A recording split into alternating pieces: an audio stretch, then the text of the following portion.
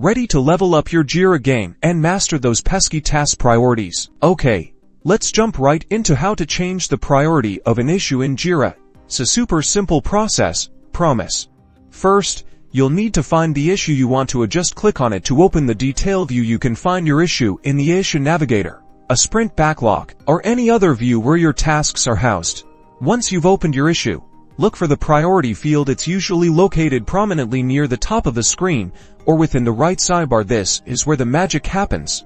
Click on the priority field. You should see a drop-down menu appear. This menu lists all the available priority levels, such as highest, high, medium, low, and lowest. The options available will depend on how your Jira administrator has configured your project. Your last step, simply select the priority level that best reflects the importance or urgency of the task you are working on. Click the desired level, and Jira will automatically save your changes. The priority of your issue is now updated. Changing priorities helps your team focus on the most important tasks first, ensuring that your team is more effective in its workflow.